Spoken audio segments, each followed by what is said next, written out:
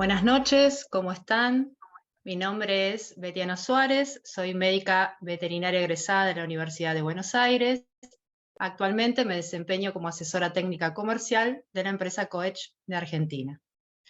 Hoy tengo el gusto de dar la bienvenida a nuestro primer webinar en español, patrocinado por Laboratorios Biogal de Israel, Parvovirus y Distemper canino, una mirada desde la clínica, a cargo del doctor Pablo Borrás.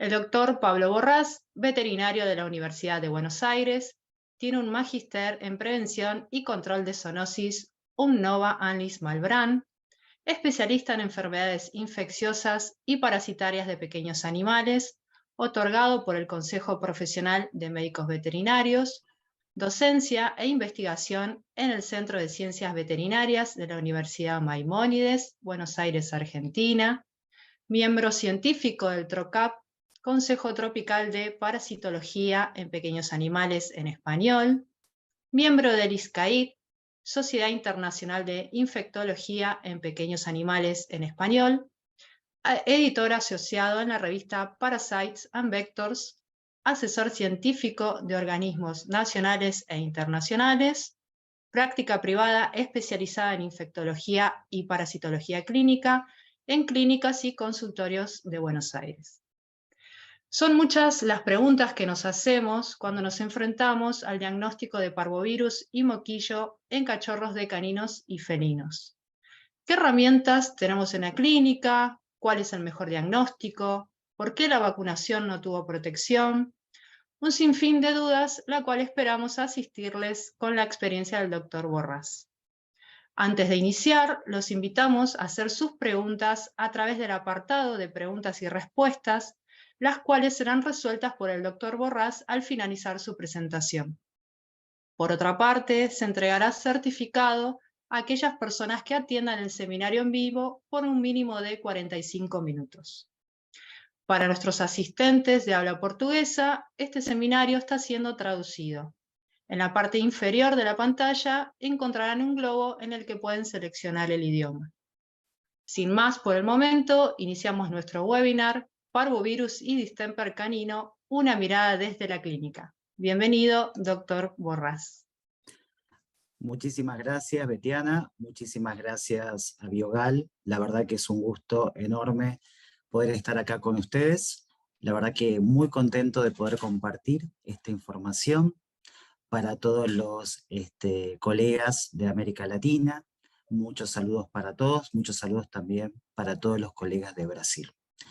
En el día de hoy me va a tocar hablar sobre dos enfermedades infecciosas que afectan principalmente, pero no exclusivamente, a los cachorros, que son el distemper, que nosotros también lo conocemos acá en América Latina como moquillo, después vamos a hablar un poquito de eso, y otra enfermedad que genera cuadros gastroentéricos, que es el parvovirus canino. Vamos a hacer esta disertación como si fuera un libro con dos secciones. La primera sección vamos a estar hablando de parvovirus canino, cuáles son nuestros desafíos desde la clínica, y después estaremos hablando sobre distemper canino, abordando también la clínica y las problemáticas en el diagnóstico. Entonces, vamos a empezar con esta primera sección que tiene que ver con el parvovirus canino. Cuando hablamos de parvovirus canino, estamos hablando de una enfermedad infecciosa producida por un virus ADN monocatenario, que es un virus de la familia Parvoviridae. Este es un virus no envuelto. Y ese es un dato que tal vez nos parece que es un dato menor, pero es un dato muy importante.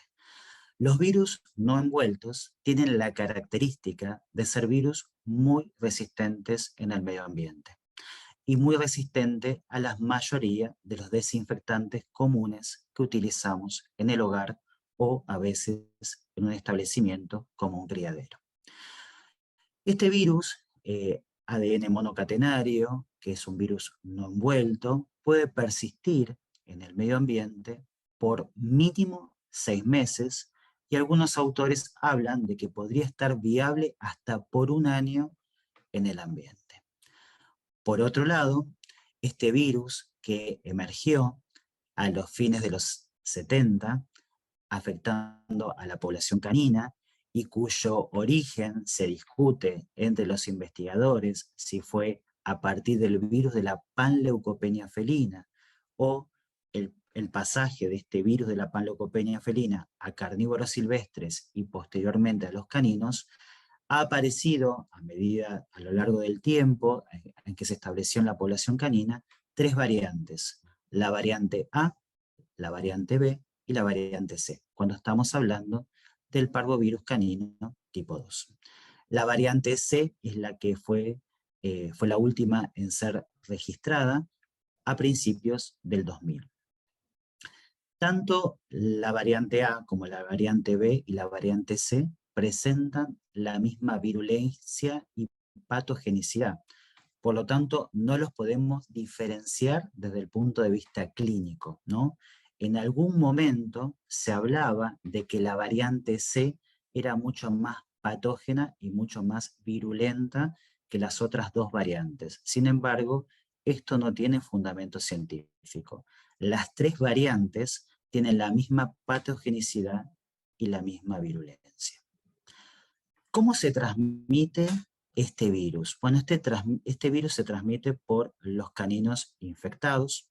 Los caninos infectados lo van a eliminar a través de la materia fecal, a través del vómito, y también otros caninos se pueden infectar por tomar contacto con fomites, es decir, objetos inanimados que estén contaminados con heces y vómito de perros infectados.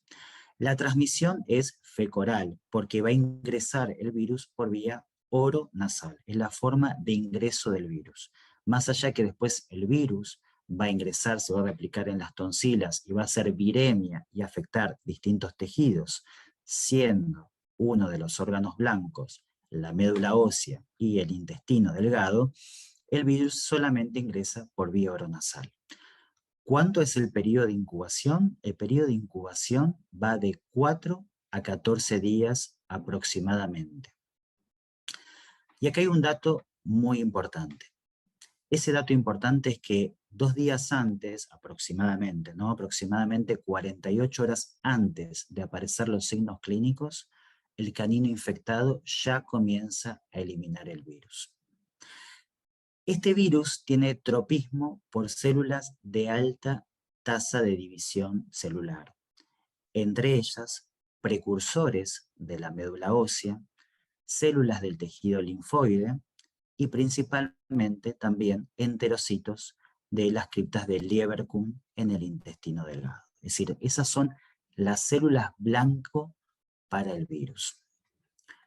Y, como habíamos dicho, ¿es más virulenta la variante 2C? No. No existe ningún tipo de evidencia científica que la variante 2C sea más virulenta y patógena que las otras 2 variantes.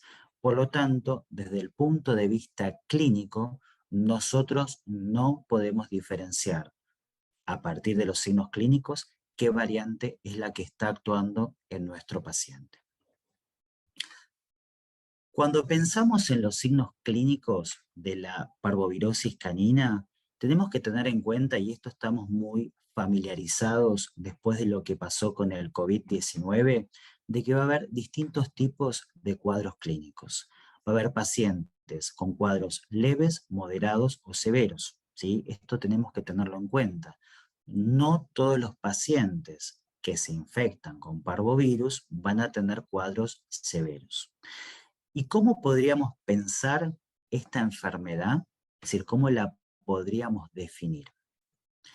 La enfermedad la podríamos definir como un síndrome, ¿sí?, de gastroenteritis aguda, que a veces puede ser hemorrágica o que muchas veces es hemorrágica y que generalmente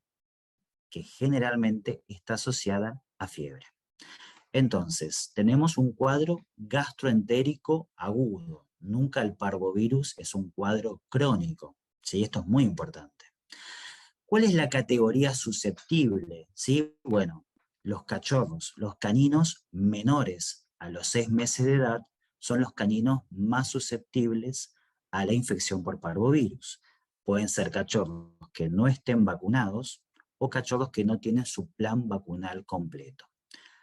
Por otro lado, aunque es mucho menos frecuente, también un canino adulto que no esté vacunado podría ser potencialmente susceptible, ¿sí? Pero la categoría susceptible son los cachorros menores a los 6 meses con un plan vacunal incompleto, con un plan vacunal mal diseñado, después vamos a hablar un poquito de ese tema, o caninos que no estén directamente vacunados. Entonces, los signos clínicos que nosotros vamos a tener son un cuadro gastroentérico agudo con vómitos, diarreas que pueden ser en muchas ocasiones hemorrágicas, deshidratación y en algunos casos hipertermia, ¿sí? En algunos pacientes puede haber fiebre constante. Cuando hablamos de fiebre no solamente hablamos de hipertermia, sino todo lo que es el síndrome febril, y en algunos pacientes podemos tener un síndrome de decaimiento,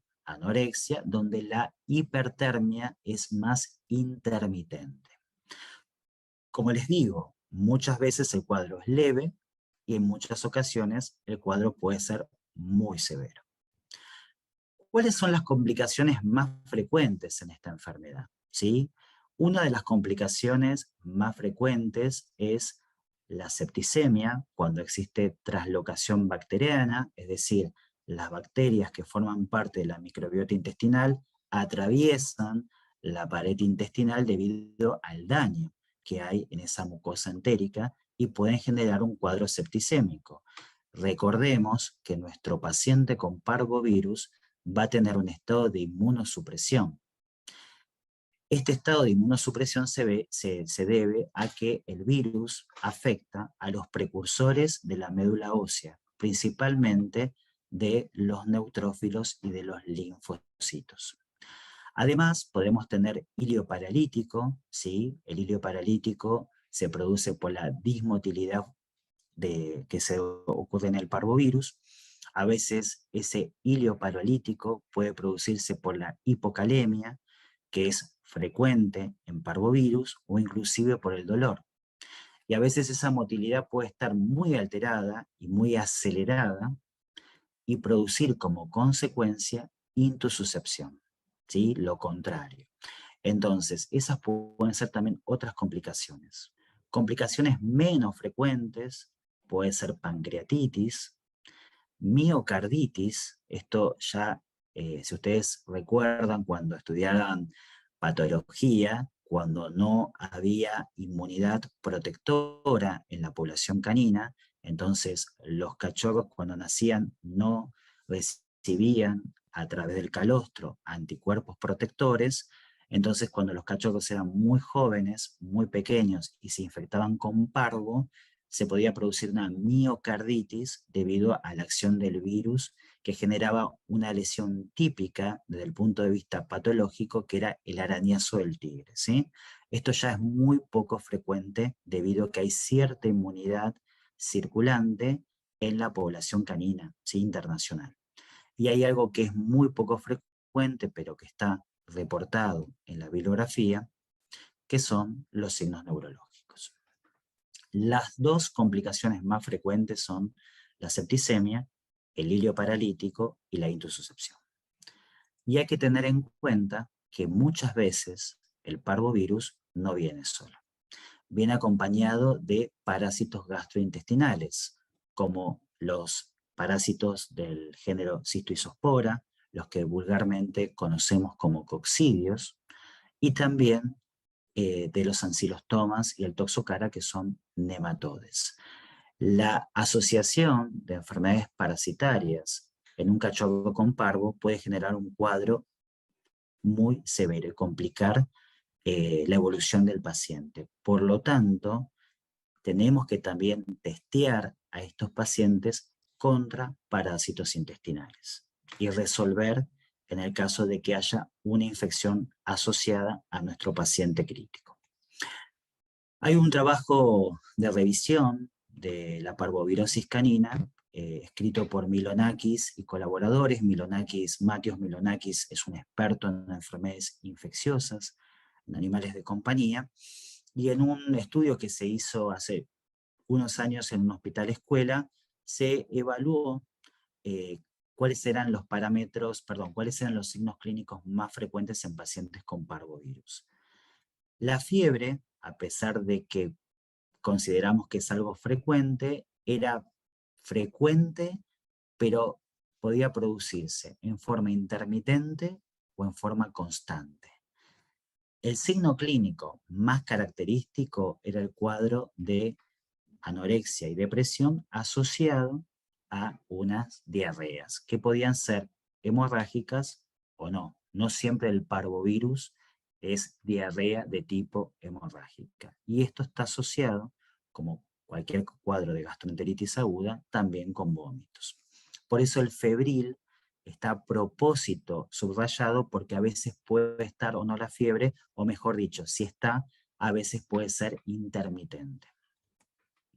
La gravedad del cuadro va a depender principalmente de la edad del canino. Acuérdense que la categoría susceptible es hasta los 6 meses de edad en pacientes no vacunados o con un plan vacunal incompleto. El desafío ambiental, es decir, la carga viral en el ambiente, cuán expuesto estuvo ese canino susceptible, y la presencia obviamente de comorbilidades y coinfecciones. Y como les comenté anteriormente, la miocarditis hoy por hoy, ¿sí? Debido a que hay cierta inmunidad poblacional, esta famosa inmunidad de rebaño que hemos aprendido también con el COVID, hace que no sea un cuadro frecuente, ¿sí? Debido a que los cachorros adquieren cierta inmunidad gracias a la inmunidad pasiva que le transfiere la madre con el calostro. Entonces, esto se daba solamente en cachorros muy jóvenes, en las primeras semanas de vida, cuando adquirían el virus de parvo, ¿sí? Bueno, acá hay un dato muy importante que Betiana nos decía, ¿no? Como esto de, desde la clínica, cómo voy construyendo el diagnóstico. Entonces, en esta presentación me gustó poner esto de ir construyendo el diagnóstico. Entonces, tenemos una epidemiología, una categoría susceptible, factores de riesgo, es decir, caninos que no están vacunados, caninos que tienen un plan vacunal incorrecto, caninos que están expuestos, ¿sí?, al virus, que están en lugares hacinados, donde hubo circulación ya previa del virus. Entonces tenemos también los signos clínicos, que fue lo que comentamos recién, y después lo primero que nosotros vamos a hacer es un análisis de sangre completo. En este análisis de sangre completo hay algunos parámetros que tenemos que tener en cuenta, ¿no? Porque estamos construyendo nuestro diagnóstico. ¿Por qué se produce la leucopenia? Una de las características que vamos a tener en nuestro hemograma en un paciente con parvo es leucopenia, con una depresión marcada principalmente con los linfocitos y los neutrófilos. La leucopenia se produce por 3 factores, porque el virus afecta los precursores medulares, es decir, los precursores de los glóbulos blancos a nivel de la médula ósea, hay depresión del tejido linfoide y además hay un agotamiento de los glóbulos blancos por todo el proceso inflamatorio que está ocurriendo en el intestino delgado. ¿La linfopenia es un factor pronóstico? Sí. Se ha visto que mientras más linfopénico ingrese el paciente a emergencias o a internación, peor va a ser el pronóstico. Se habla, algunos estudios, de que un paciente que entra a una internación, si tiene más de 1000 linfocitos, eso sería un factor favorable para la evolución del paciente. Vuelvo a repetirlo. Pacientes con más de 1000 linfocitos al momento del ingreso a la internación sería un factor pronóstico favorable para su evolución. Obviamente que todos los pacientes que tengan por debajo de 1000 linfocitos su hemograma al momento de ingreso, ya el pronóstico es reservado. ¿Cuál es la relación entre la hipoalbuminemia y la hospitalización?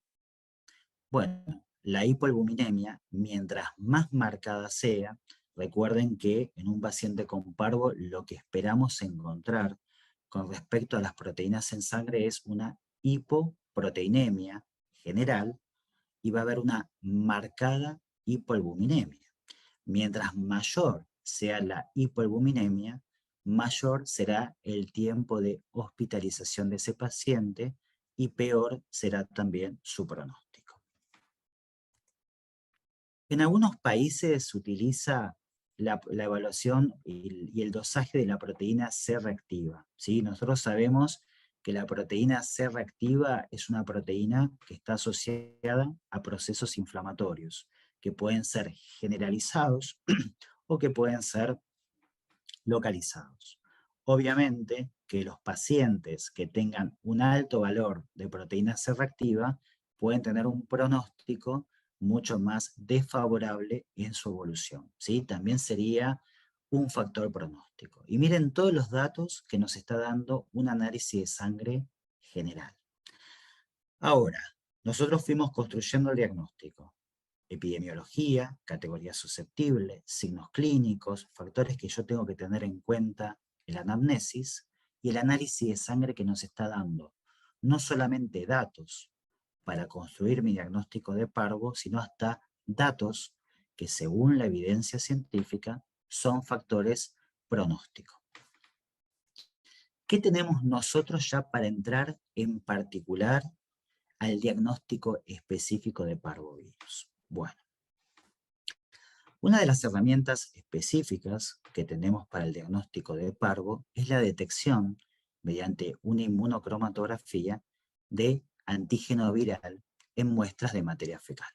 Es decir, es un tipo de técnica que es cualitativa, nos dice positivo o nos dice negativo, es una técnica que la podemos usar en el consultorio, que detecta la presencia de antígeno viral, presencia del virus a través de una inmunocromatografía. La muestra que nosotros utilizamos es una muestra de materia fecal. Lo bueno de esta técnica es que permite detectar a las 3 variantes. Si mi paciente tiene la variante 2A, 2B o 2C, independientemente de la variante, el test lo va a poder detectar. El problema es que estas técnicas también tienen sus falsos negativos y sus falsos positivos. Es decir, es una técnica buena, con una buena sensibilidad, principalmente para la primera semana de infección, pero también tiene sus vericuetos, es decir, sus puntos críticos, sería la palabra correcta, y que tenemos que conocerlos. ¿Cuáles serían los posibles falsos negativos? Bueno, puedo tener un paciente que ya tiene varios días de evolución, entonces la eliminación del virus es más intermitente y por lo tanto puedo tomar una muestra y en esa muestra dar negativo. Puede pasar que también hay una especie de efecto dilucional cuando el paciente tiene un cuadro de diarrea profusa, es decir, mucha diarrea todos los días, entonces pierde mucho líquido a través de las heces y por lo tanto el antígeno viral se diluye en las heces. Entonces da un falso negativo. Y a medida que va evolucionando el cuadro clínico, se van produciendo anticuerpos neutralizantes en el lumen intestinal y por lo tanto esos anticuerpos se fijan al antígeno y el test no los puede reconocer. Por otro lado, podemos tener falsos positivos. Los falsos positivos pueden ocurrir cuando tenemos pacientes que fueron vacunados recientemente.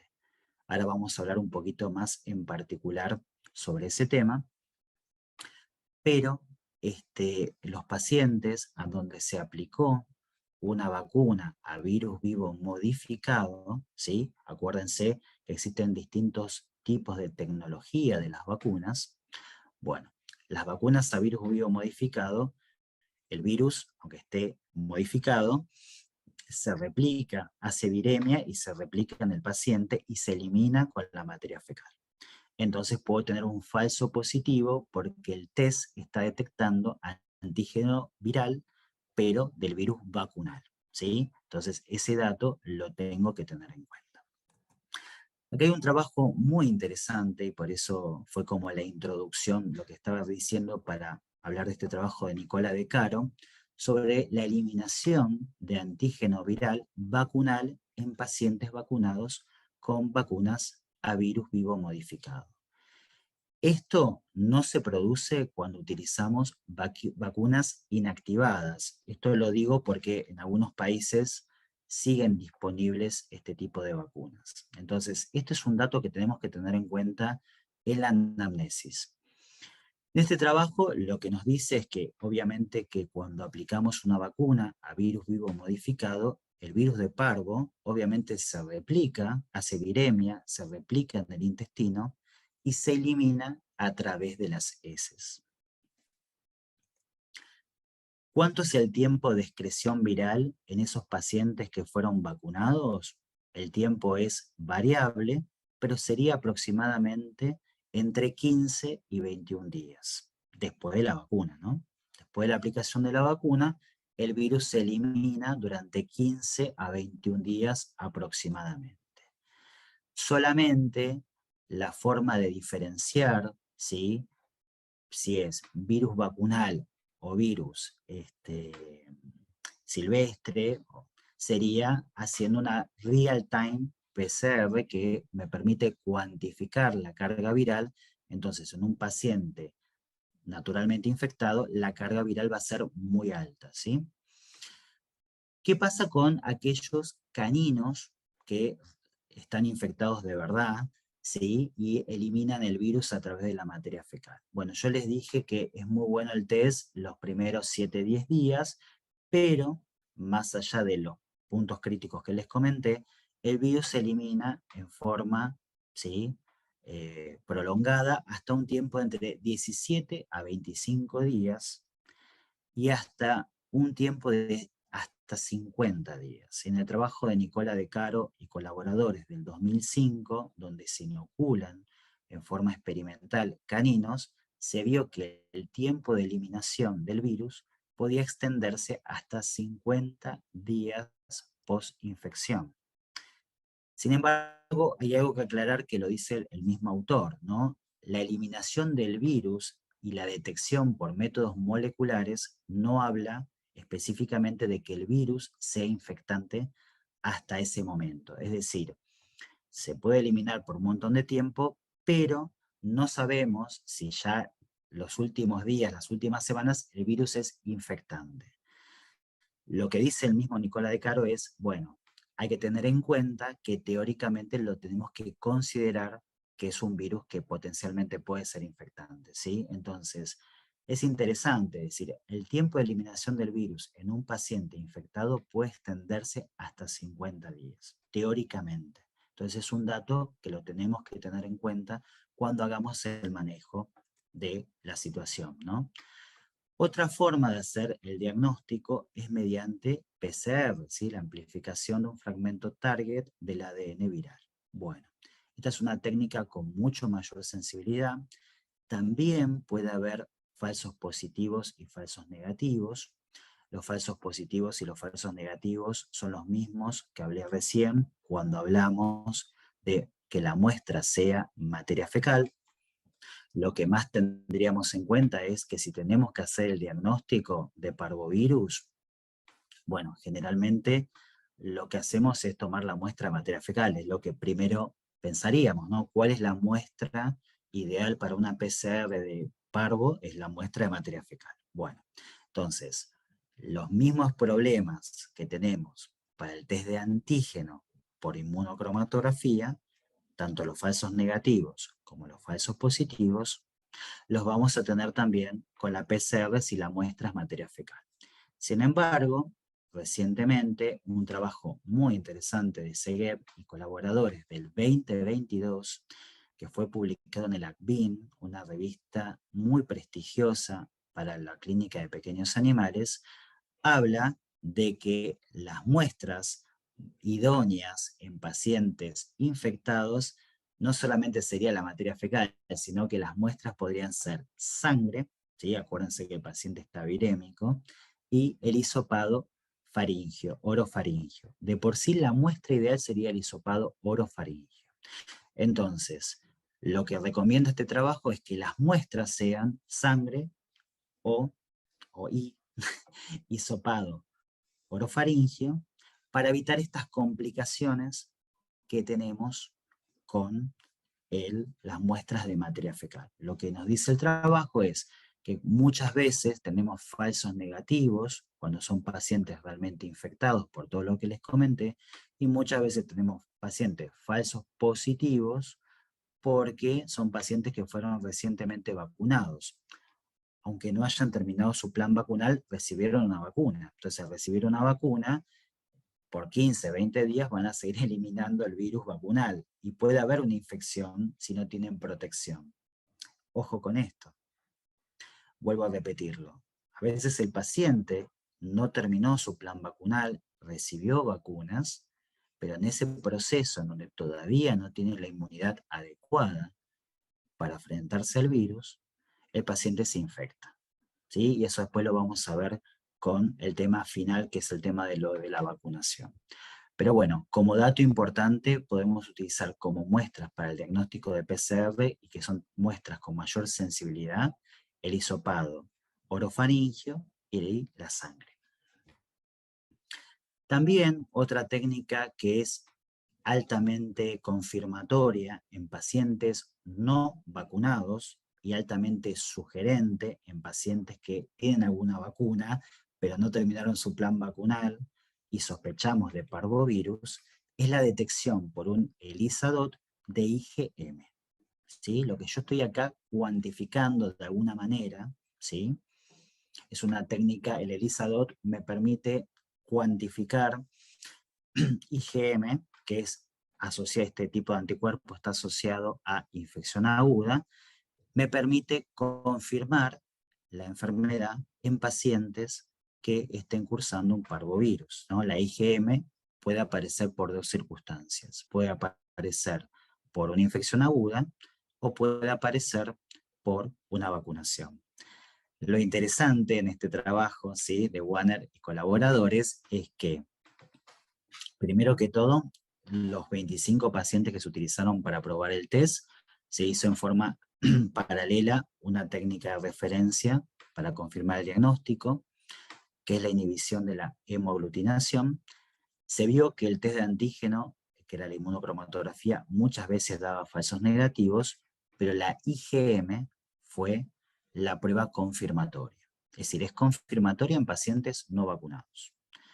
Y además, si el paciente recibió alguna vacuna, pero podemos diferenciar, ¿sí?, con este tipo de test, dependiendo la titulación de la IgM, entre pacientes infectados y vacunados.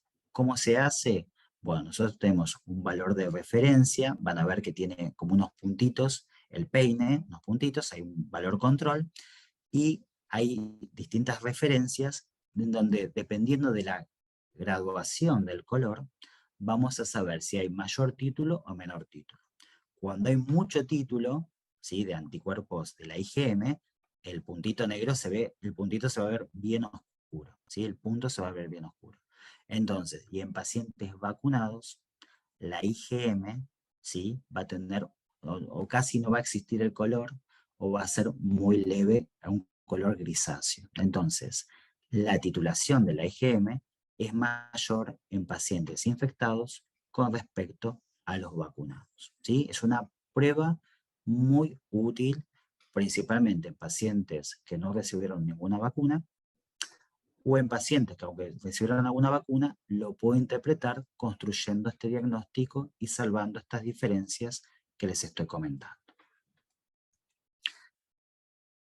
Acá la idea de la charla no es hablar de todo el tratamiento de parvo, es complejo, hay pacientes que tienen tratamiento ambulatorio, hay pacientes que tienen que estar en una UCI, en cuidados críticos, o en una internación. Entonces la idea es dar los pilares básicos que no pueden faltar en el tratamiento del parvovirus.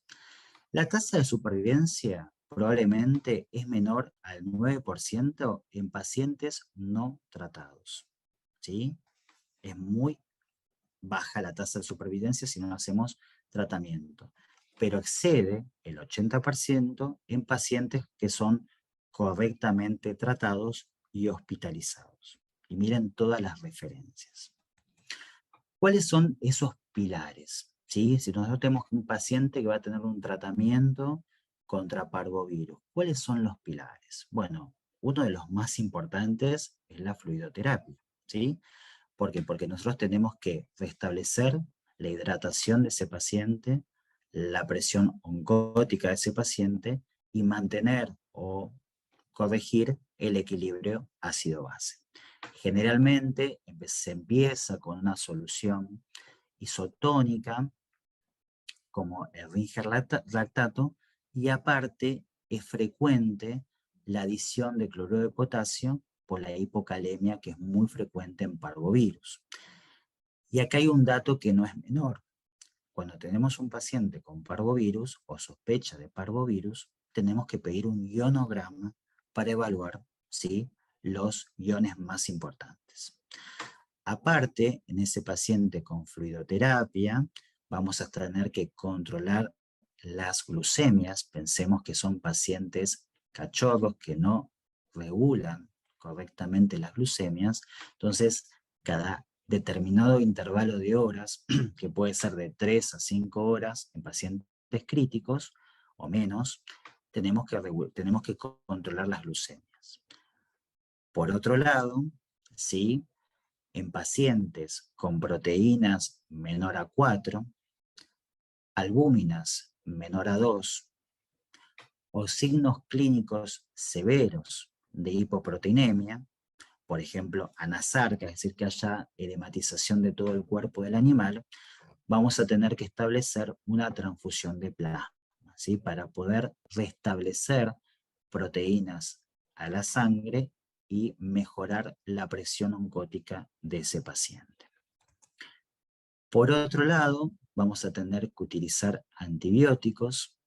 Los antibióticos no son por el parvo en sí, sino que los antibióticos tienen como objetivo contrarrestar o evitar las infecciones secundarias que se pueden producir por todo este cuadro clínico. El tratamiento antiemético, ¿sí? El tratamiento antiemético tiene como objetivo prevenir o interrumpir los vómitos y evitar la deshidratación del paciente. El tratamiento del dolor, ¿sí? Como hablábamos recientemente, esto justo lo compartía con una colega que le quiero agradecer, que es la doctora Paola Caballero, que es jefa de internación en una de las clínicas donde yo trabajo, donde una de las causas del hilio paralítico puede ser el dolor. Y además hay todo un proceso de dolor. Por eso tenemos que manejar, y ahora vamos a ver un poco cuáles son las drogas indicadas o qué drogas tenemos que tener en cuenta o qué drogas no tenemos que tener en cuenta. Y aparte, el soporte nutricional, ¿sí? Hoy hablaba con esta doctora con la que estábamos conversando un poco los protocolos que ella utiliza de parvovirus en internación, sobre la importancia de, primero que todo, de la sonda nasogástrica como objetivo del vaciado gástrico. A veces hay contenido de líquido en el estómago, entonces aliviamos al paciente con ese vaciado gástrico y aparte el soporte nutricional, cuando el paciente lo puede ya adquirir, ya sea porque no hay más vómitos o porque hay cierta motilidad. Obviamente, en un paciente donde no haya motilidad intestinal, no podemos aplicar un soporte nutricional. Esto es un dato que no es menor. Bueno, el soporte nutricional tiene como objetivo poder restablecer la integridad de la mucosa entérica y aparte de restablecer la integridad de la mucosa entérica, evitar la translocación bacteriana, ¿sí? Todo esto tiene un objetivo muy importante. ¿Cuáles son las drogas más utilizadas en parvovirus canino? Bueno, y acá yo me basé en el trabajo de Milonakis del 2016, pero a propósito puse algunos conceptos que me parecía que eran buenos discutir en este webinar. La primera pregunta es, ¿podemos usar enrofloxacina en un cachorro, es decir, la categoría susceptible, dijimos que eran caninos menores a los 6 meses de vida. Entonces, sabemos que las fluoroquinolonas pueden producir alteraciones en el cartílago de crecimiento, si las utilizamos en animales jóvenes. Sin embargo, la enrofloxacina, cuando se combina con otros protocolos antibióticos, que generalmente son ampicilina o amoxicilina, porque actúan bien sobre las enterobacterias, la enrofloxacina por un periodo corto de 5 a 7 días en un paciente joven, la podemos utilizar sin que haya alteración en el cartílago de crecimiento. ¿Se entiende? Esto es muy importante. ¿La podemos utilizar? Sí, pero por un periodo muy corto, como máximo 7 días. Sí podemos utilizar otros antibióticos, pero en la enrofloxacina la podemos incluir, pero teniendo en cuenta esta salvedad. Ojo con la metoclopramida. ¿Por qué? Porque la metoclopramida, que es un antagonista dopaminérgico, lo que hace es estimular la motilidad. Pero en pacientes donde existe una dismotilidad y existen pacientes con diarrea, si a veces damos metoclopramida, puede pasar en estos pacientes que favorezcamos una intususcepción. Entonces podemos utilizar a veces otras opciones, como el ondansetron o el maropitán. El maropitán es un inhibidor de la sustancia P en el centro emético, es una excelente medicación para prevenir o interrumpir el vómito, por eso hay un trabajo que justamente habla de eso, de realmente la superioridad que tiene el maropitán con respecto al ondansetron y a la metoclopramida, y aparte, aunque no están en prospecto, sabemos que al inhibir la sustancia P, lo que produce también es un efecto de analgesia visceral. Por otro lado, hay una gran discusión internacional con respecto al uso en pacientes con parvovirus del factor que tiene que ver con la estimulación de las colonias de granulocitos, ¿sí? El filgrastim. Esta medicación, bueno, se han hecho algunos estudios que son de fines del 98, principios del 2000, en donde no se vio una disminución de la tasa de mortalidad en los pacientes que recibían filgrastim, y sí se vio, otro estimulante, ¿no?, de la colonia de granulocitos, sí se vio un acortamiento de la hospitalización. En el libro de Skies y Harman se discute de que realmente podría ser hasta contraproducente, pero hay un estudio muy reciente, del 2019, que es el de Armenice y colaboradores, en donde habla que el uso de este factor estimulante sería favorable en pacientes con parvovirus. ¿Por qué? Porque estimularía no solamente la producción de neutrófilos, sino que también la producción de linfocitos. Ahora, el mismo autor discute de que esto fue un trabajo a una escala, un grupo, un N muy pequeño. Se necesita mayor cantidad de estudios para evaluar el verdadero efecto de esta medicación. Por otro lado, está reportado en la bibliografía de que el uso del interferón omega felino recombinante podría mejorar la sobrevida y reducir el tiempo de hospitalización de aquellos pacientes que lo reciben con el siguiente esquema. Hay un solo trabajo, que es el trabajo de Mari y colaboradores del 2003, donde hay un grupo de perros tratados y un grupo de perros no tratados, es decir, a todos se los trató contra parvovirus, con toda la terapia de sostén, pero algunos recibieron el interferón y otros no.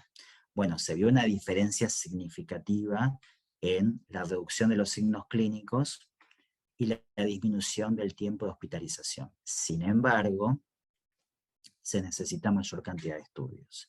Y hoy salió una noticia, justo hoy, que era el día del webinar, en donde un laboratorio sacó al mercado y fue aprobado por el del USDA de Estados Unidos, que es un anticuerpo monoclonal para el tratamiento de parvovirus, que sería con una sola aplicación por vía endovenosa. Así que tendremos que ver bien los estudios publicados sobre este nuevo tratamiento para parvovirus.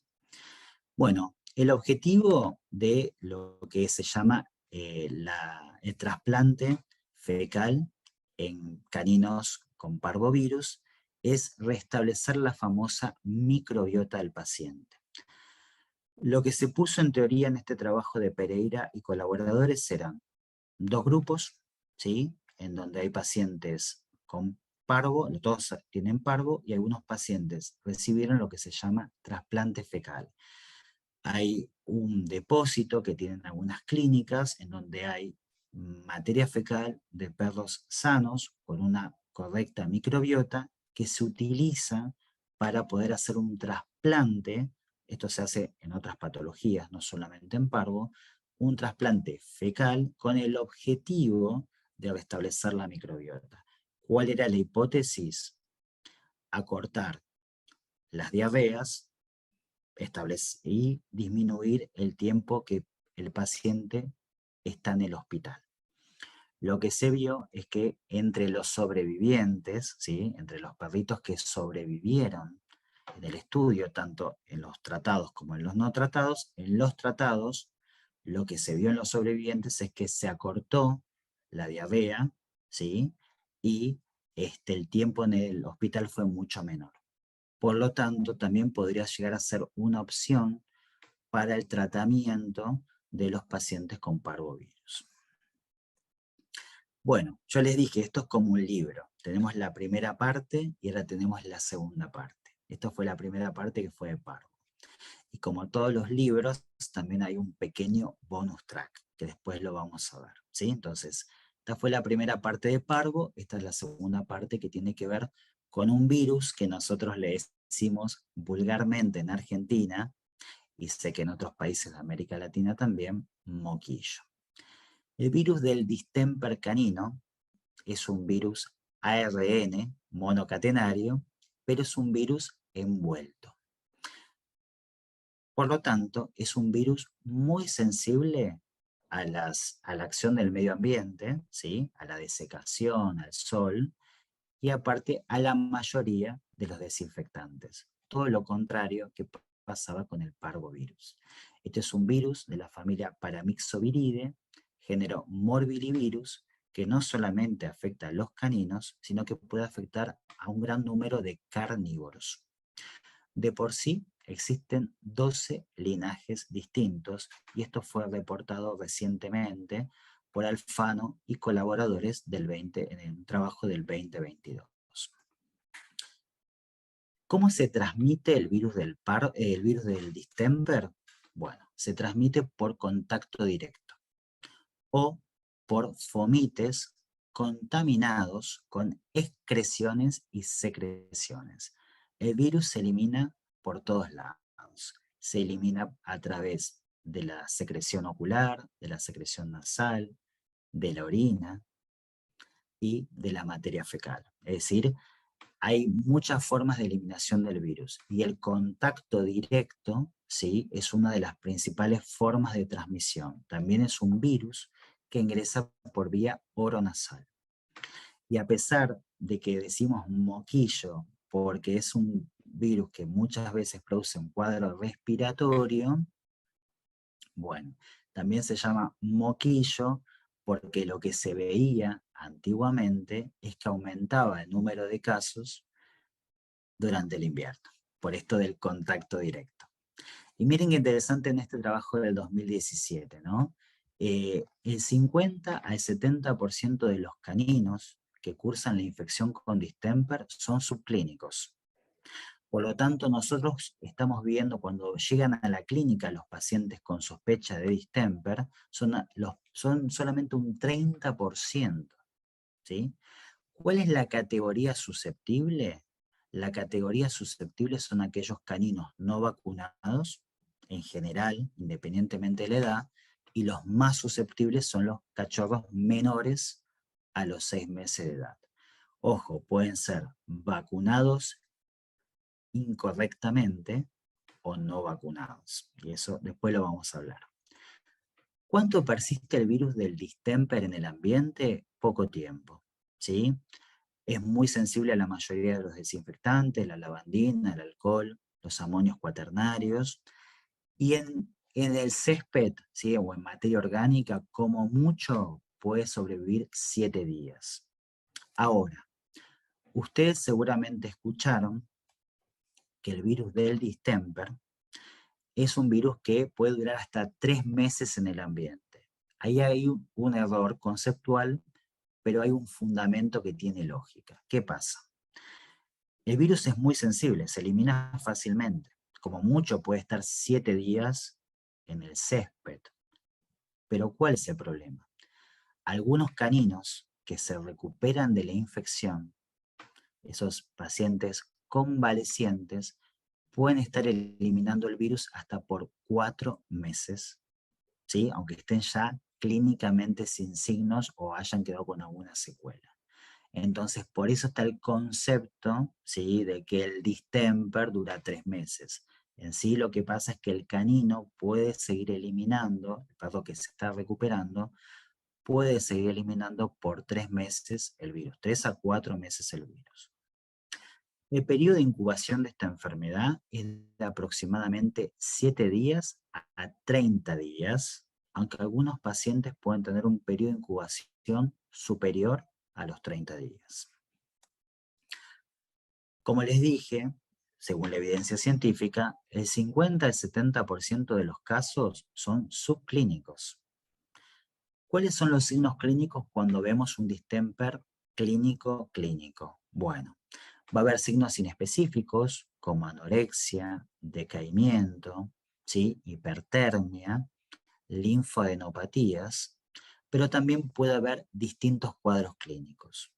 Estos cuadros clínicos pueden ir apareciendo de a poco, pueden estar todos los cuadros clínicos o solamente puede haber un cuadro.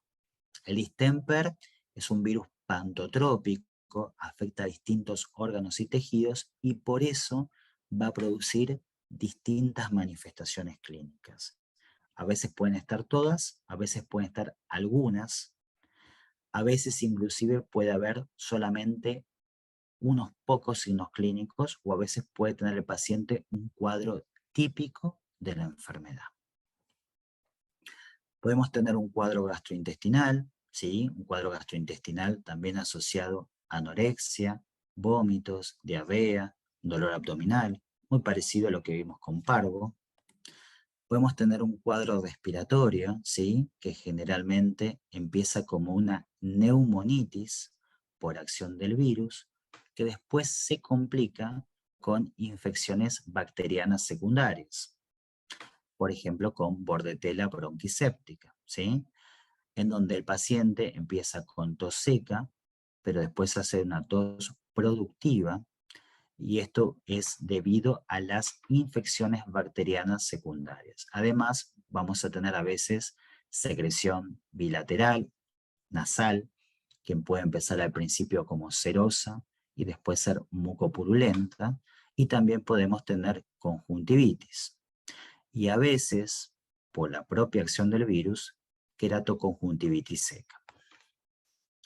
Cuadro dermatológico. El cuadro dermatológico es como están viendo en las imágenes. Todos estos son pacientes míos. Lo que están viendo es pústulas, ¿sí? Producidas por esa inmunosupresión que genera el virus del distemper. Entonces hay una proliferación del Staphylococcus pseudointermedius. Entonces podemos ver estos problemas dermatológicos. Y el cuadro más típico, o el que por lo menos asociamos más, es el cuadro de tipo neurológico, que uno de los signos clínicos más característicos del distemper son los mioclonos o los tics neurológicos. Aparte, otra de las características clínicas que podemos detectar en nuestros pacientes, como están viendo ustedes acá en la foto, es lo que se conoce como hiperkeratosis de las almohadillas plantares. ¿Vieron? Las almohadillas plantares están como si fuera una costra, están engrosadas y a veces también puede estar afectado el plano nasal, ¿no? Pueden ver un engrosamiento, una hiperkeratosis del plano nasal. Generalmente, cuando se produce esto, es un factor pronóstico malo o reservado debido a que las cepas neurotrópicas que afectan el sistema nervioso, principalmente, van a generar primero este signo y después aparecen los signos clínicos neurológicos.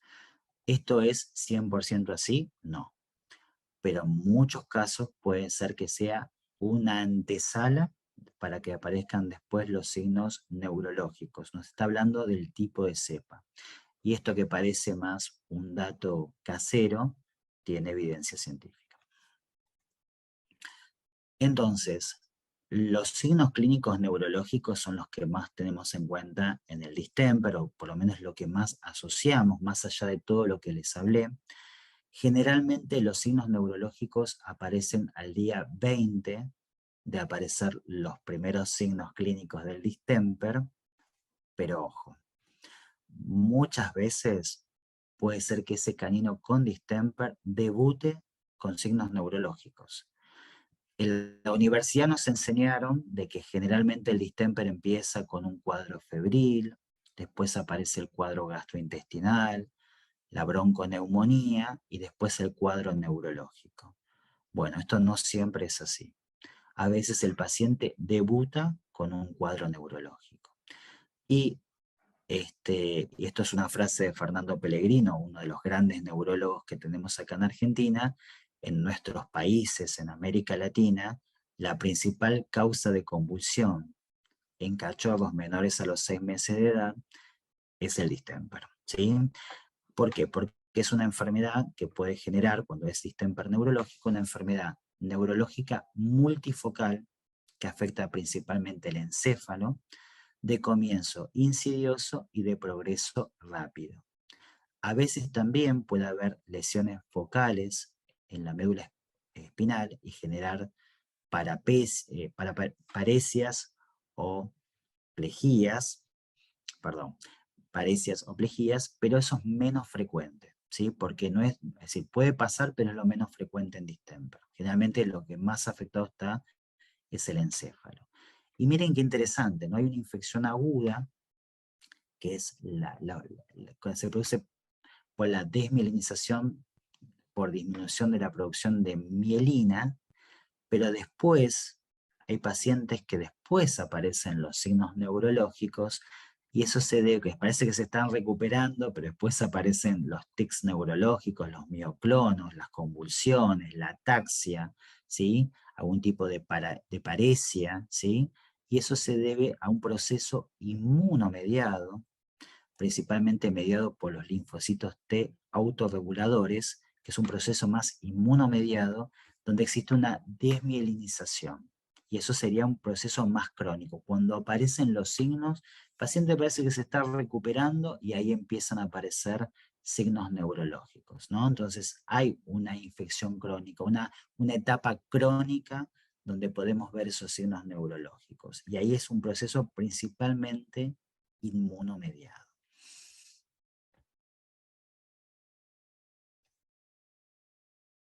Ahí lo que estamos viendo, lo vuelvo a poner, es el típico tic neurológico o mioclonía, ¿sí? Que a veces puede aparecer en las extremidades, a veces puede aparecer en las orejas. Generalmente cuando debuta esto, aparece muchas veces. Lo primero que notan los tutores es que se manifiesta cuando el animal está en reposo o está durmiendo. Y después empieza a exacerbarse. Después pueden aparecer otros signos clínicos, como signos clínicos de encefalitis, convulsiones, ¿sí? Ceguera, nistagmo, pero a veces los primeros signos clínicos son estos mioclonos, ¿no? Masticación en chicle, ¿sí? Que a veces podemos ver como algunos pacientes debutan, como están viendo ahí, y a veces puede ser pacientes que se han recuperado, como el que están viendo ahí, que es un paciente que ya pasó el distemper hace mucho tiempo, pero es un paciente que quedó con una secuela, ¿sí? Entonces hay pacientes que quedan con secuelas. Obviamente que los pacientes con distemper neurológico tienen peor pronóstico que los otros pacientes, ¿sí? Que tienen otras manifestaciones clínicas sin signos neurológicos. Bueno, ¿cómo construimos el diagnóstico? Tenemos también pruebas específicas. Una de las pruebas específicas es la detección de antígeno viral del virus del distemper canino, que podemos utilizar distintos tipos de muestras. Acá también tenemos una inmunocromatografía que detecta el antígeno viral. Generalmente la prueba va a ser más sensible los primeros 7-10 días en pacientes febriles. La muestra ideal es el hisopado ocular, pero también la podemos hacer de hisopado nasal, de sangre o de orina. Y puede haber falsos positivos si el canino recibió una vacuna a virus vivo modificado en los últimos 15 días. Entonces, ojo con esta información. También podemos tener falsos positivos con pacientes que fueron recientemente vacunados con virus vivo modificado. Otra forma de diagnóstico es también con una PCR transcriptasa reversa, no es real time, sino que es transcriptasa reversa, porque acuérdense que el virus del distemper es un virus ARN, entonces primero hay que hacer un molde de ADN y a partir de ahí la amplificación del fragmento del gen target que queremos detectar. Bueno, este tipo de PCR es muy útil, tiene mayor sensibilidad, muchísimo mayor sensibilidad que el test de antígeno, y podemos usar distintos tipos de muestra, como sangre, orina, ¿sí? Acuérdense que el virus se elimina por orina, secreción nasal y conjuntival, heces, inclusive líquido cefalorraquídeo. La técnica de la muestra ideal, perdón, sería secreción nasal o hisopado nasal, mejor dicho, hisopado nasal, para hacer la PCR, pero se puede utilizar cualquiera de estas muestras. Y también, y acá tiene también es muy confirmatoria esta prueba, cuando son pacientes no vacunados, que es la detección de IgM. ¿Sí? La detección de IgM también, al igual, es el mismo test que el de parvo, porque lo que hace este test es genial porque detecta IgM de parvo e IgM de distemper. Bueno, la IgM es confirmatoria en pacientes no vacunados y también permite evaluar el grado de titulación, entonces, donde el título va a ser bajo en pacientes vacunados y el título va a ser alto en pacientes infectados. Y la persistencia de la IgM en un paciente naturalmente infectado por distemper es de aproximadamente 3 meses, ¿sí? Y es una prueba muy útil para el diagnóstico. ¿Cómo hacemos también estos pilares del tratamiento? Bueno, los pilares del tratamiento son la antibiótico terapia, para trabajar principalmente con las infecciones bacterianas secundarias, la terapia de sostén, fluidoterapia, nebulizaciones, colirios oculares, antieméticos, dependiendo de los signos clínicos que tengamos en el paciente, el uso de vitamina A y el uso de vitamina E, que actúan protegiendo la mielina contra los radicales libres que se generan. Entonces es una forma de proteger la mielina de los nervios, y tratamiento anticonvulsivante en pacientes que presenten signos clínicos neurológicos que lo requieran. Acá hay algo muy importante que me gustaría aclarar. Muchas veces el paciente con distemper lo trabajamos en forma conjunta, ¿sí? El neurólogo, el infectólogo, el clínico y a veces otras especialidades, ¿no? Hoy por hoy tenemos que tener en cuenta que tenemos que trabajar en forma conjunta para llegar a un mejor diagnóstico, tratamiento y pronóstico de nuestro paciente, ¿no? Hoy también quiero nombrarla, estuve hablando con la neuróloga con la que trabajo, que es Laura Basoler, que también estuvimos discutiendo algunas cosas del tratamiento. Bueno, algunas cosas que discutimos del tratamiento. ¿Hay algún antiviral para el tratamiento del distemper? Bueno, en forma experimental, en forma in vitro, se vio que la ribavirina inhibe la síntesis de ARN y puede ser efectivo para el tratamiento de distemper. De por sí está incluido en el protocolo de Fernando Pellegrino y realmente hace poco yo lo empecé a utilizar dentro del protocolo de tratamiento, ¿sí? Es una opción eficaz, es una opción, mejor dicho, me corrijo, es una opción que puede proveer mayores herramientas para la evolución del paciente, ¿sí? Es decir, se requiere mayor cantidad de estudios porque lo que se observó con la ribavirina es que in vitro inhibe la síntesis de ARN en el virus del distemper y es una droga que se utiliza para el tratamiento del sarampión, que es un virus primo hermano del distemper. ¿Sí? En humanos se utiliza para el tratamiento del sarampión. Entonces, aplicamos el protocolo de ribavirina en pacientes con distemper. Y en el caso del distemper neurológico, principalmente el de infección crónica, ¿sí? Que los signos clínicos que estamos observando son por una reacción inmunomediada, lo que podemos utilizar es la aciatoprina. La aciatoprina es una medicación que se puede aplicar por un ciclo de 15 días a 1 miligramo kilo cada 24 horas, porque es un inmunomodulador y podría favorecer en esos pacientes, principalmente con infección crónica, donde estamos viendo esos cuadros neurológicos inmunomediados, podríamos favorecer la evolución de esos pacientes. La administración de la aciatoprina es 1 miligramo kilo cada 24 horas durante 15 días. Sin embargo, la aciatoprina es una medicación que puede generar leucopenia y plaquetopenia marcada. Por lo tanto, hay que hacer hemogramas controles cada 7 días durante el tiempo que estemos usando esta medicación.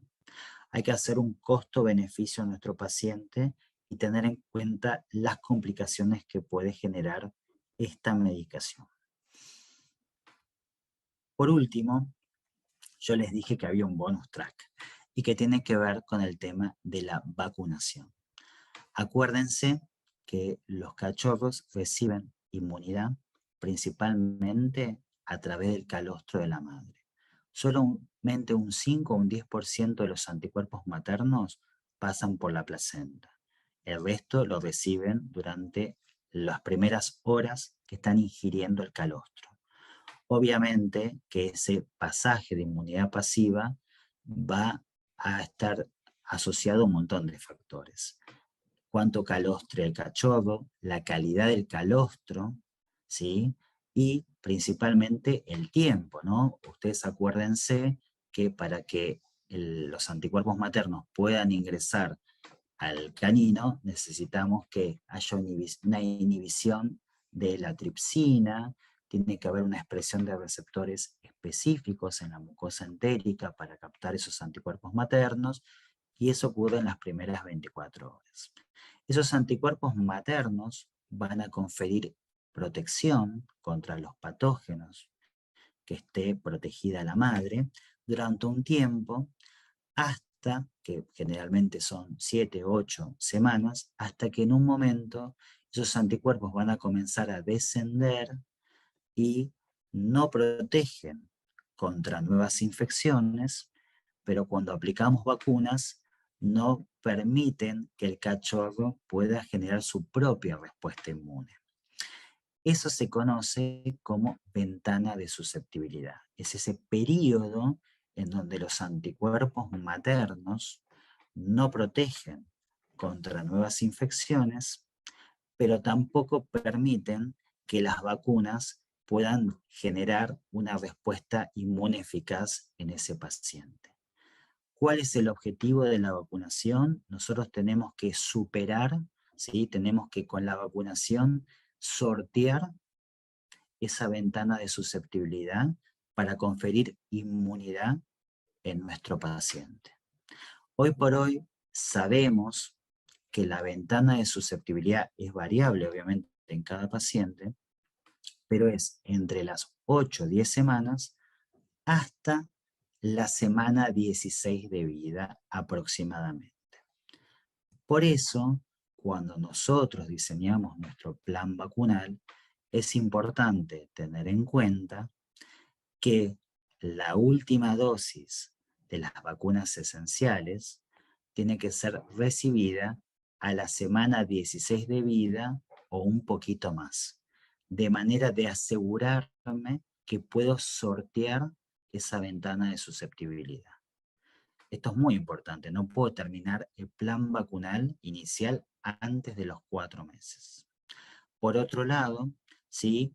Tenemos que dar un refuerzo, ¿sí? Un booster, entre los 6 meses de vida y el año de vida, ¿sí? Pero acá es muy importante, cuando nosotros desarrollamos ese plan vacunal, la última dosis de las vacunas esenciales tiene que ser administrada a los 4 meses de vida o un poquito más, ¿sí? 4 meses y medio, ¿sí? Ojo con esto, es un dato muy pero muy importante. Hoy por hoy también tenemos la suerte de contar con un kit que nos permite detectar IgG, ¿sí? Así como hablaba de que podíamos detectar la IgM en distemper y parvovirus para el diagnóstico de estas enfermedades, también tenemos un kit que nos permite evaluar inmunidad a partir de la detección de IgG para 3 virus que son inmunoprevenibles, que son el adenovirus canino tipo 1, el parvovirus y el distemper. ¿En qué situaciones tengo que utilizar este test? Bueno, evalúa principalmente si un paciente tal vez tuvo la enfermedad, es una forma retrospectiva de poder hacer el diagnóstico de alguna enfermedad, de alguna de estas enfermedades en algún paciente.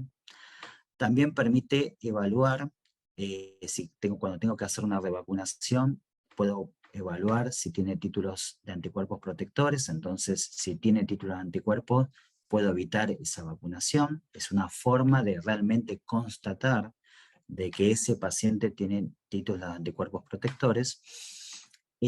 Por otro lado, también me permite evaluar lo que se conoce como perros no respondedores, ¿sí? Hay algunos linajes genéticos de Rottweiler y de Doberman y de otras razas que tienen un defecto genético que altera el complejo mayor de histocompatibilidad, que hace que no puedan producir o produzcan bajos niveles de anticuerpos contra el virus parvo y contra la rabia. Entonces, en estos pacientes los tenemos que detectar y sacarlos de los planes de reproducción, ¿sí? Esta es una forma también de poder detectarlos. Y además es una excelente forma de evaluar la inmunidad provista por mi plan vacunal inicial, ¿no? Cuando yo hago mi plan vacunal en ese canino, termino a los 4 meses o un poquito más las vacunas esenciales, bueno, a los 5 meses de vida puedo hacer este test para evaluar si hay inmunidad protectora que va a estar asociada a la vacunación. Si lo hago antes, puedo tener errores de interpretación porque puede haber una interferencia con los anticuerpos maternos. Bueno, muchísimas gracias, queridos colegas. Ahí está mi Instagram y muchísimas gracias por estar aquí presentes y muchas gracias a Biogal por esta invitación. ¿Te escuchó bien? Muy bien, doctor. La verdad que es un placer escucharlo. La presentación muy clara, se entendió bastante bien todo lo que nos comentó. Así que nada, es un placer escucharlo. Gracias. Vamos a comenzar con algunas preguntas que nos estuvieron haciendo a lo largo de la charla. Muchas se fueron contestando a medida que usted fue hablando, pero hay otras que, bueno, por un tema de tiempo lo que vamos a hacer es ir anotándolas y después se las vamos a enviar. El doctor las va a contestar y también le vamos a enviar la charla grabada, ¿sí? Una de las preguntas que vi que se repitió bastante fue, por ejemplo, ¿cuánto tiempo después de dar de alta a un paciente, ya sea por parvovirus o distemper, se tiene que volver a vacunar? Y si se debe realizar un esquema completo nuevamente. Bueno, primero que todo, lo que tenemos que hacer, y acá voy a citar a Gabriela Pérez Tor, que es una de mis grandes mentoras, que tiene que ver con hacer una correcta valoración del paciente. Primero que todo, tenemos que ver cuánto tiempo, es decir, ese paciente, cómo quedó su hemograma, su bioquímica, clínicamente. Es decir, primero tenemos que asegurarnos de que nuestro paciente esté clínicamente bien. Para parvo puede ser un tiempo que es variable, 15, 20, 30 días. Yo recién vacuno cuando realmente el paciente esté correctamente, clínicamente bien, y el hemograma y la bioquímica sanguínea esté ya en parámetros normales o casi normales, ¿sí? Con respecto a distemper es más complicado, a veces tenemos que esperar más tiempo, por esto que yo comentaba, y justo hoy lo hablaba con la neuróloga, que a veces tenemos que esperar un poco más de tiempo por estos signos neurológicos que pueden aparecer por infección crónica, a veces tenemos que esperar más tiempo, entonces estos pacientes tienen que seguir un seguimiento. Por otro lado, ¿cómo hacemos el esquema? Bueno, sinceramente va a depender de qué, es decir, creo que recién quedó muy claro el tema del bonus track. En el bonus track dijimos que la última dosis tenía que ser a los 4 meses o un poquito más. Pensemos un poco con parvo, 3 meses, internado, pim, pam, pum, hasta que se recupera clínicamente, pasó un mes. Bueno, en ese canino, después de los 4 meses, que es como volver a empezar el plan vacunal, generalmente lo que hacemos es aplicar 2 dosis de séctuple con leptospirosis y después la vacuna antirrábica. Es decir, acá el concepto es, no se lleven una receta, llévense el concepto. Es decir, si yo tengo un paciente que tuve que interrumpir su plan vacunal, lo que tengo que hacer es, cuando lo retome, me tengo que asegurar que haya pasado primero su ventana de susceptibilidad. Y segundo, generalmente en esa primo vacunación, como voy a agregar leptospirosis, y hoy por hoy para Guasaba es una vacuna esencial, y para nuestra región es una vacuna esencial, siempre la primo vacunación de lepto son 2 dosis. Entonces, un paciente de más de 4 meses sí o sí tiene que recibir 2 dosis de séctuple con lepto y después la antirrábica. ¿Cuáles son los intervalos de vacunación? El intervalo mínimo 15 días, el intervalo máximo 30 días. ¿Se entiende? Entre vacunas, ese es el tiempo que yo puedo jugar entre vacunas. Perfecto, Doc. Bien, otra pregunta, hubo muchas preguntas relacionadas con la vacunación, que se ve que estaban ansiosos por recibir el bonus track. Muy bien. Y fueron preguntándolo de antemano. Una pregunta también que hicieron es, ¿cuándo es conveniente vacunar a la madre para que esos anticuerpos pasen a los cachorros? Bueno, primero que todo está completamente contraindicado vacunar una perra gestante, siempre. ¿Sí? Lo mismo que una gata gestante, ya de paso lo digo también. Lo que nosotros tenemos que hacer es preparar a nuestro paciente antes del servicio con un correcto plan vacunal. Entonces, ese correcto plan vacunal va a depender también de cada región. Acá nos están escuchando de distintos lugares. Pero sí vamos a tener en cuenta las vacunas esenciales, adenovirus, parvo, distemper, rabia y leptospirosis para nuestra región, y después puede haber otras vacunas anexas como la vacuna de bordetela bronquiséptica. Bueno, nosotros lo que recomendamos, lo que se recomienda es, antes del servicio, asegurar una correcta vacunación de manera tal que cuando nazca la camada, esta madre le pueda proveer anticuerpos contra los patógenos más frecuentes a su camada, ¿sí? Perfecto, doctor. Bueno, por cuestión de tiempo no vamos a poder responder más preguntas. Igualmente les repito, quédense tranquilos que tomamos nota de todas.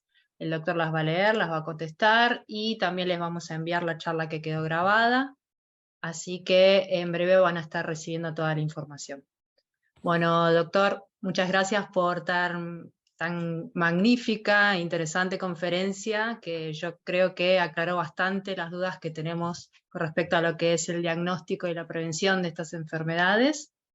Así que agradezco a Biogal por seguir apoyando al gremio con este programa de educación continua.